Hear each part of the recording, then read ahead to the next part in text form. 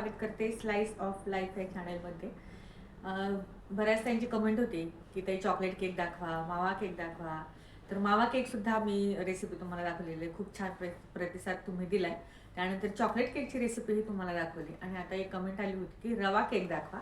तर आज आपण बघणार आहोत रवा केक आणि तोही अगदी साध्या आणि सोप्या पद्धतीने मी तुम्हाला आजचे रवा केकची रेसिपी दाखवणार आहे. अगदी हेल्दी असा हा केक आहे.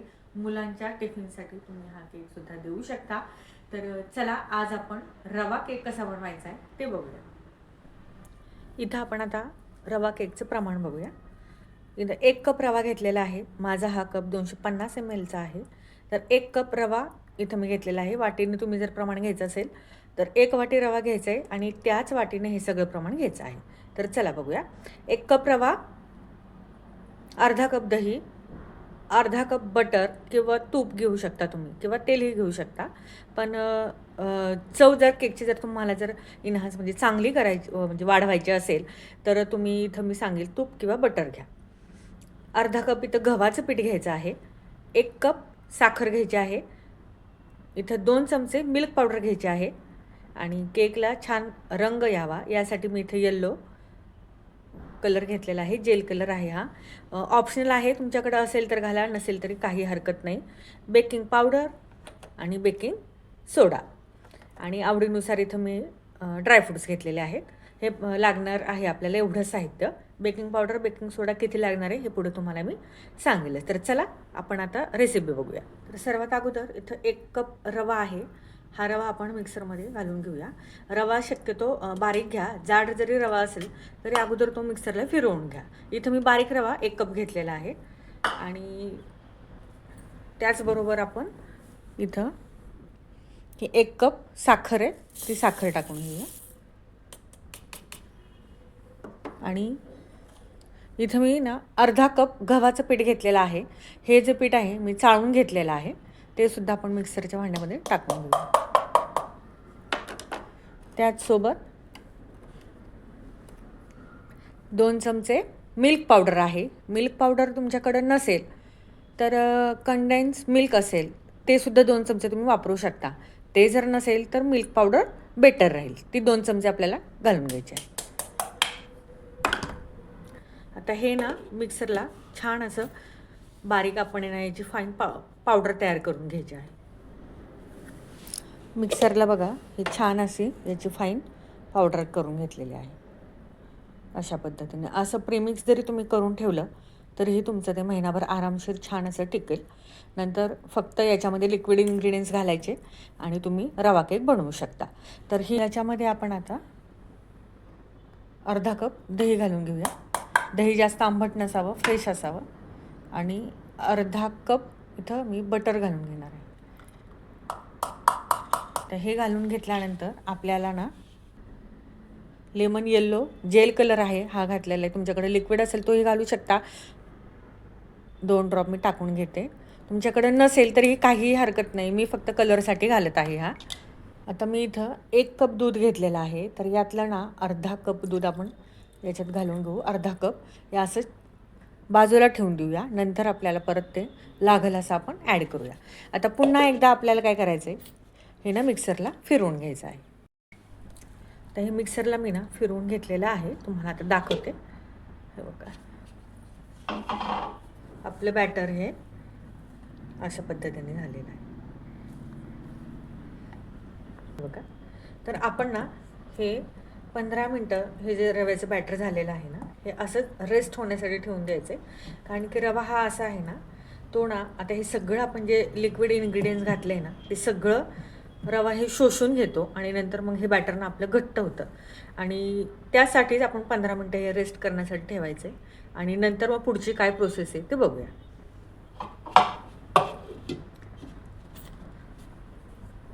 तोपर्यंत आपण इथं टिनला बटर पेपर लावून घेऊया. इथं मी हा स्क्वेअरचा टिन घेतलेला आहे. याला आपण आता बटर लावून घेऊया. तुम्ही तेलही लावू शकता.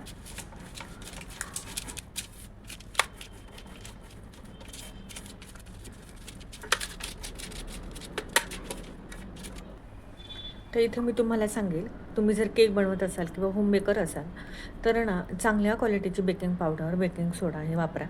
तर बघा मी या कंपनीचा सोडा वापरते. तर मी म्हणत नाही की याच ह्याचा, पण एकदम ब्रँडेड वापरा. जास्त दिवसाचं जुनं असं सोडा वापरू नका. तर ही बेकिंग पावडर याने काय होतं मग कधी ना केक आपला व्यवस्थित फुगत नाही. त्याच्यामुळे चांगल्या क्वालिटीचा सोडा असेल म्हणजे जास्त दिवसाचा नसावा, फ्रेश असावा, यासाठी थोडंसं चांगल्या क्वालिटीचं बेकिंग पावडर आणि बेकिंग सोडा वापरा. तर 15 मिनटं बॅटर आपलं हे रेस्ट करायला ठेवलं होतं, ते झालेलं आहे आणि तुम्हाला मी दाखवते. ते बघा किती घट्ट झालं. मघाशी पातळ होतं आणि आता बघा असं एवढं घट्ट झालेलं आहे. तर याच्यात ना आपण पुन्हा राहिलेलं जे दूध आहे ना ते दूध ॲड करूया आता. तर बघा याच्यामध्ये ना हे बॅटर घट्ट झालेले, त्यामध्ये हे दूध घालू.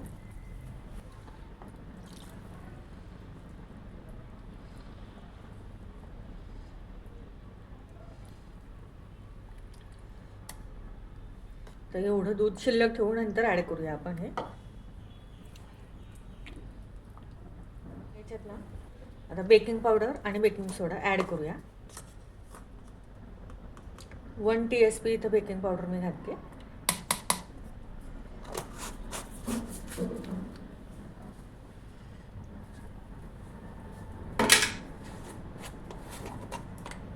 आणि 1/2 TSP सोडा. तर हे ना मिक्सरमधनं आपण परत एकदा फिरवून घेऊया.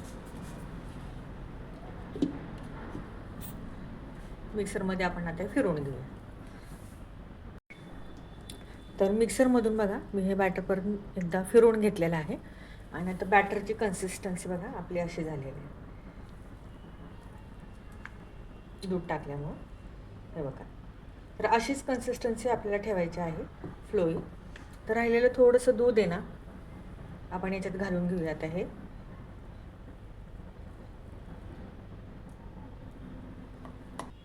तर सगळं 1 कप दूध आपल्याला इथं लागलेलं आहे.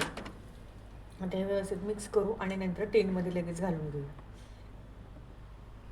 बॅटरची कन्सिस्टन्सी अशी फ्लोईच पाहिजे आपल्याला, अशा पद्धतीने. तर म्हणतात ना गोडाच्या पदार्थामध्ये 1 चिमूटभर जर मीठ टाकलं तर तो छान स्वादिष्ट आणि रुचकर होतो. यासाठी मी इथं चिमूटभरच फक्त मीठ घालत आहे, गव्हाचं पीठ ॲड असल्यामुळे. आणि हे आपण आता व्यवस्थित मिक्स करून घेऊ.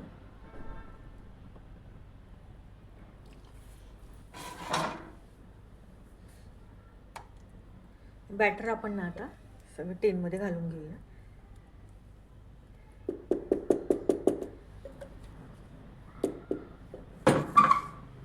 टीन आपण ना आता टॅप करू थोडासा.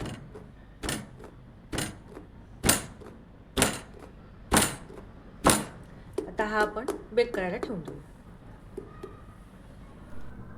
अर्ध्या तासानंतर बघा आपला हा केक असा बेक झालेला आहे.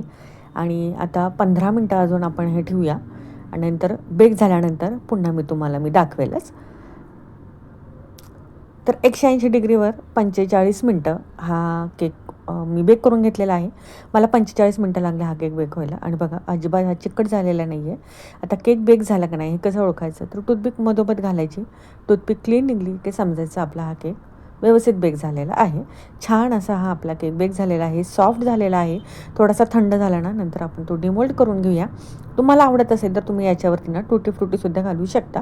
मी काही घातलेली नाही आहे, साधा प्लेन असा हा केक केलेला होता.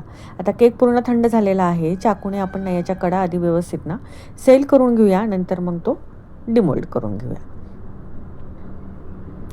आता मी डिमोल्ड करते. थोडासा ना टीनला आपण असं टॅप करायचं म्हणजे पटकन हा केक आपला निघला जातो. पूर्ण थंड होऊन द्यायचा आहे केक. आणि तुम्ही बघू शकता मस्त असा आपला हा रवा केक खूप छान असा सॉफ्ट झालेला आहे. तुम्हाला मी दाखवेलच. आणि जो बटर पेपर आहे तो बटर पेपर आपण आता काढून घेऊया. आणि कलरसुद्धा एवढा सुंदर आलेला आहे. यासाठी ना आपण म्हणजे व्यवस्थित बेक होऊन द्यायचा आहे. लवकर आपण त्याला काढायचं नाही आहे. 45 ते 50 मिनटं तरी आपण हा केक ना बेक करून घ्यायचा आहे. आता थोडासा थंड झाला की मी हा कट करायला लागले. मोह काय आवरत नव्हता, मुलांना मला खायला द्यायचा होता, त्याच्यामुळे थोडासा हा केक गरमच होता आणि मी त्यावेळेसच तो कट केलेला आहे. आता याचे आपण स्लाईस पाडून घेऊया आणि स्लाईस पाडल्यानंतर मी तुम्हाला दाखवतेच की मस्त असा हा आपल्या केकला ना जाळी पडलेली आहे. सॉफ्ट असा हा केक, एकदम मऊ आणि लुसलुशीत असा हा केक होतो. खायलाही तेवढ्याच चविष्ट आणि पौष्टिक देखील होतो. तर हा केक तुम्ही चहासोबत खाऊ शकता, मस्त एन्जॉय करू शकता किंवा मुलांच्या सकाळी ना स्नॅक्समध्ये टिफिनमध्ये सुद्धा असे स्लाईस करून तुम्ही हा केक देऊ शकता. आणि हा केक आपण फ्रीजमध्ये ठेवायचा नाही आहे. वरतीसुद्धा हा केक 3 दिवस आपला आरामशीर रवा केक राहतो, अजिबात खराब होत नाही. आणि बघा कलरसुद्धा मस्त आले, जाळीसुद्धा खूप छान पडलेली आहे आणि एकदम छान ब्राउनिश असा हा केक मी बेक करून घेतलेला आहे बघा. मस्त. तुम्ही सुद्धा ह्या केकची रेसिपी नक्की घरी ट्राय करा आणि तुमचा केक कसा झाला आहे हे मला नक्की कमेंट करून सांगा. तर बघा छान असा हा केक आपला रेडी झालेला आहे. आजचा व्हिडिओ आवडला असेल तर एक लाईक करा. केकची रेसिपी आवडली असेल तर लाईक पण करा आणि शेअर पण करा. जे चॅनलवर नवीन असतील तर चॅनलला सबस्क्राईब करायला विसरू नका. तर बघा आता तुम्हाला मी दाखवते. मस्त असा हा स्पॉन्जी देखील झालेला आहे. थोडासा केक थंड झाल्यानंतर बघा मस्त स्पॉन्जी आपला हा केक झालेला आहे. तर अशा छान छान रेसिपी बघण्यासाठी नक्की चॅनलशी कनेक्ट राहा. चला भेटूया नेक्स्ट व्हिडिओमध्ये एका छानशा केकच्या रेसिपीसोबत. बाय. धन्यवाद.